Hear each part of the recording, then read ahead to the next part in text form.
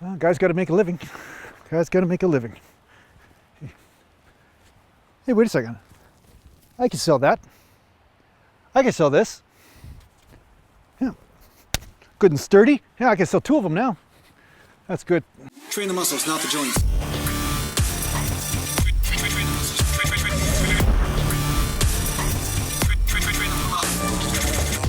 Welcome back to Natural Bodybuilding, and today I'm going to talk to you a little bit about trusting your instincts. Now, I know this is going to be kind of confusing because sometimes your instincts have proven wrong in the past, but what I am going to say is that as you evolve, as you develop deeper relationship with your body, you're going to notice that your instincts start to tell you deeper levels of truth, right? So sometimes you start finding out that you're doing something that is actually helping your body recover or helping your body train better, such as listening to the way your body moves, or maybe listening to some sort of dietary urge at some point that isn't driven by cravings or overwhelming need, but more about this just feels like it fits, almost like Lego blocks fitting together. It's kind of like a movement of truth in your training, right? So it's kind of like a deep thoughts video in some way, but what I wanted to say is that somebody called TC Luama, who used to work for Muscle Media magazine, he wrote the article on my brother and I when we were featured on Muscle Media. He just wrote an article on this one website. I'll post the link down below if I can find it. But he wrote an article about there's some science or some studies apparently that are showing that pre-workout protein and intra-workout protein and carbs is actually more important or possibly more important than post-workout meals. Now, it's important for you, of course, to refeed the body after you work out because it is really receptive to protein and carbs.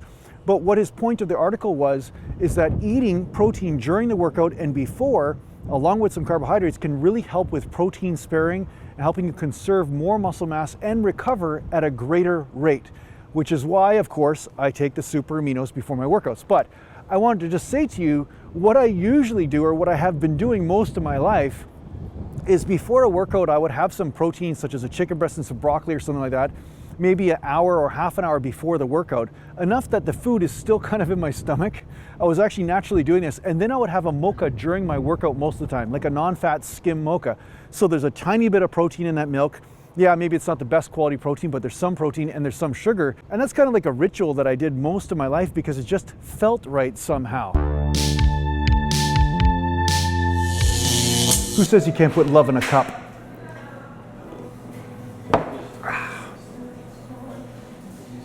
And then, of course, I read some research later on that says chocolate and coffee may have some good antioxidants to prevent the breakdown of certain muscle tissue and stuff. And so anyway, yeah, that's one of the things that I was instinctively doing. And you're going to find that there may be some things that your body instinctively does or that feel right. Again, I'm not talking about cravings like, oh, it feels right for me to always have potato chips or something. That's different. That's a justification of cravings. But when you're not governed by those impulses and you're governed more by a deeper level of connection with your body, you're going to notice that something just feels like it fits. And sometimes it's a dietary choice, or sometimes it'll be an exercise choice, or maybe a type of workout program.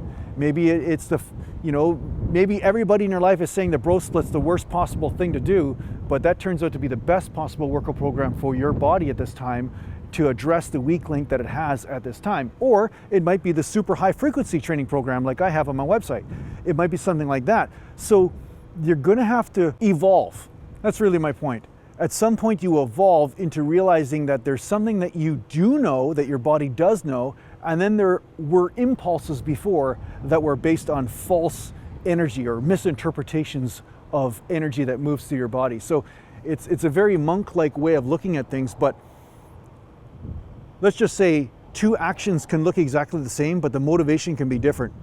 So what you need to concentrate on is just deepening your connection with the body, and this will naturally start happening. That's my point. So don't worry about overanalyzing everything. Don't worry about analyzing whether you're doing the right thing or the wrong thing. Just experiment, play, and have that relationship with the body and see what happens. So I hope this was deep enough for you really deep, mystical bodybuilders out there.